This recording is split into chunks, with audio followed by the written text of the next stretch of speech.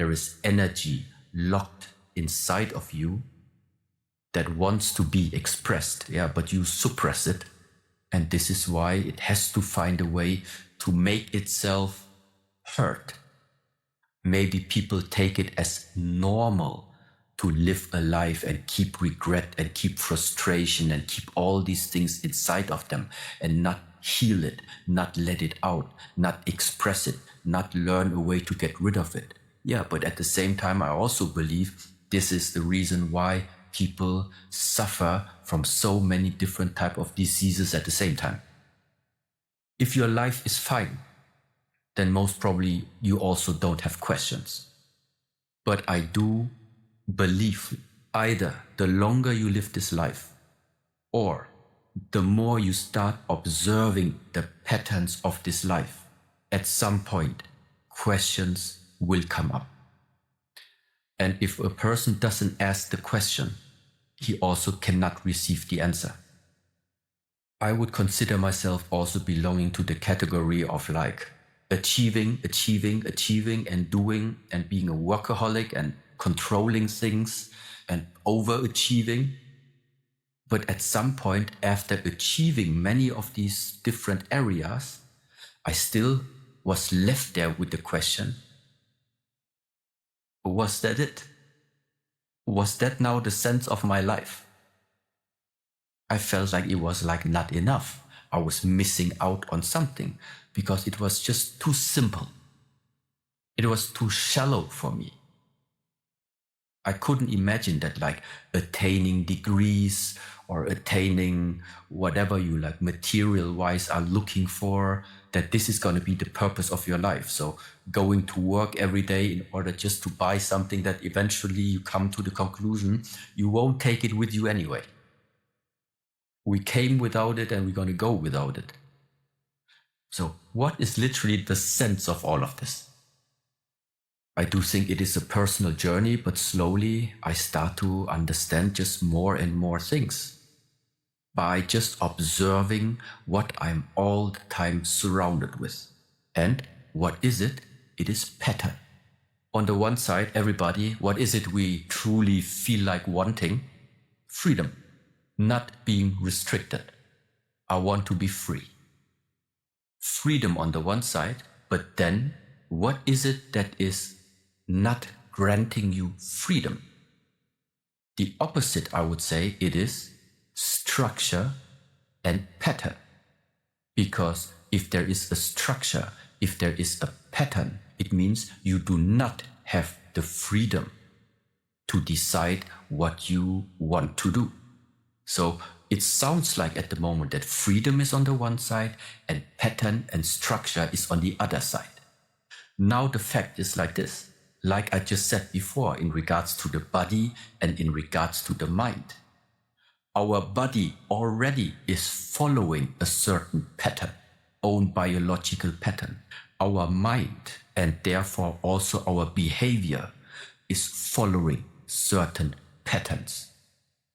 Talking about this pattern also meaning, just look at a very simple pattern that also appears in all of our lives and probably in the lives of our children. There comes the point they start to want something. It could have been at some point we wanted to have the first mobile phone that came out at the time where mobile phones are just not existing yet. And so the first Nokia came out. We wanted to have it. After some time, we got it. But then came the next development, the smartphone. We wanted to have it, and we got it. And no matter what it is, there is always something that we want. We're gonna get it if we work hard enough for it. But then something always the same starts to hit in. Whatever was there that you wanted, at some point, after a day, after a week, after a month, it was forgotten. It didn't play a role even anymore in your life, especially if it is some type of material attainment. So the question is, should I spend my whole life now just following this pattern? Working for something that I put in my mind that I want, achieving it, and then realizing at some point, lifetime is gone, and the pleasure and the enjoyment of what I try to attain there actually isn't also really sustainable. And already this type of pattern, to observe it, can break a cycle. It can break the cycle of you or anyone running after things unconsciously because you are caught inside a pattern, which at some point is just very, very senseless. When you yourself are caught in the pattern and you are being identified by this pattern, you cannot escape it. If you are identified with this pattern, you cannot escape it. So this is now where it helps this ancient saying before, you are not the body and you are not the mind. So even if you just take this as a concept right now, then it means from time to time, try to just, let's say, jump out of yourself and just observe yourself. Just imagine it is a movie. This is the movie character. And I'm jumping out and I'm watching the movie of this one.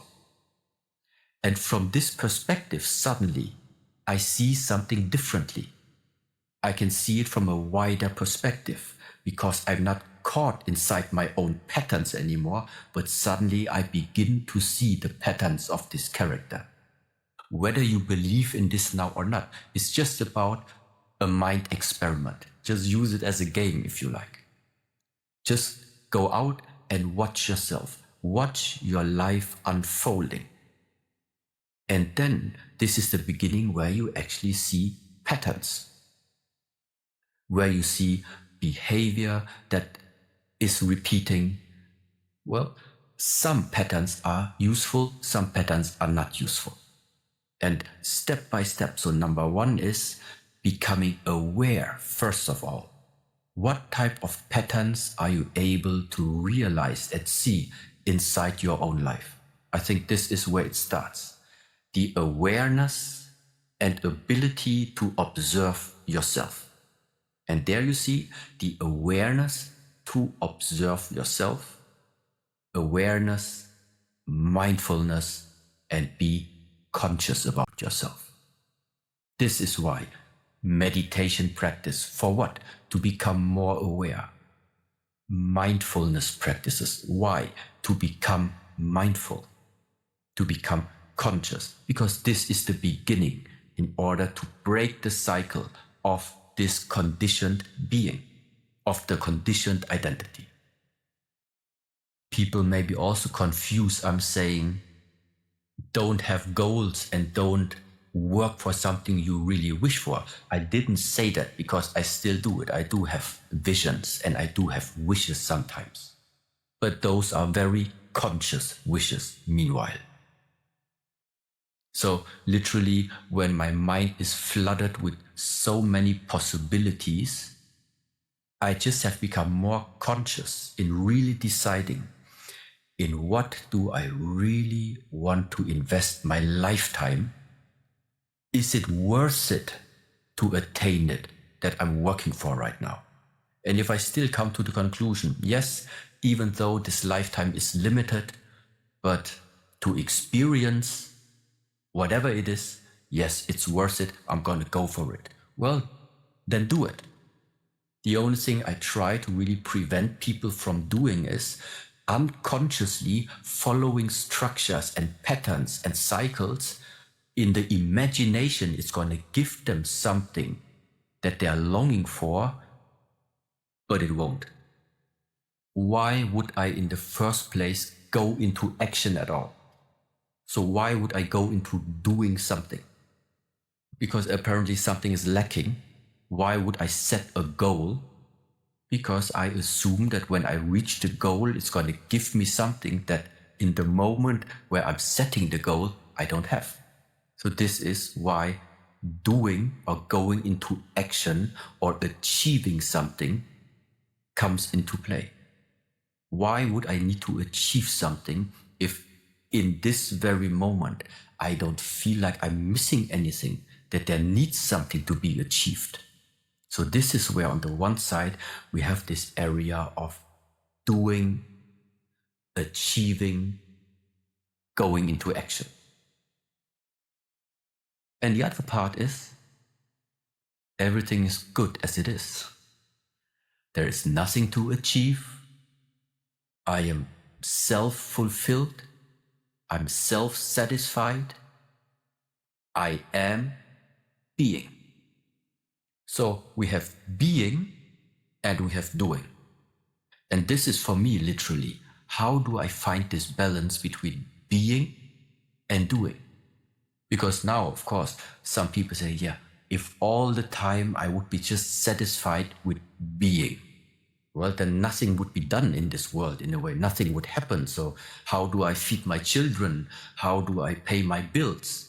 So, of course, it is not realistic to just stay in this state of being. But at the same time, if you constantly doing, and go into action, the result of this is what we described before. You run after things, you achieve it. But instead of even holding on a moment and enjoy your achievement, be proud of you, of what you have achieved, remain a moment in this feeling of, yes, it feels good. The problem is that we already put the next goal and start running again. So one is just leading to the fact of you never stand still. You don't find your peace. There is no peace. And the other thing is you have peace, but you have no progress. And this is something that we as humans, it's very natural to balance out exactly those two areas and be very aware. You are not supposed to do nothing, but you are also not supposed to run and run and run and never arrive. Both of them are like pointless. And I do think this is the balance. I wished that I would have lived this life and I just have joyful and pleasant moments. No regret, no sorrow, no fear, nothing of that. The reality is not like that. The reality is that every human being at some point is facing all of this. But I used to think I would never arrive or be at the place where I am right now without all the things that happened in the past. Because at some point, the sorrow or even the regrets, they have been so painful in a way that I was left only with two choices. Number one, you learn from what went wrong.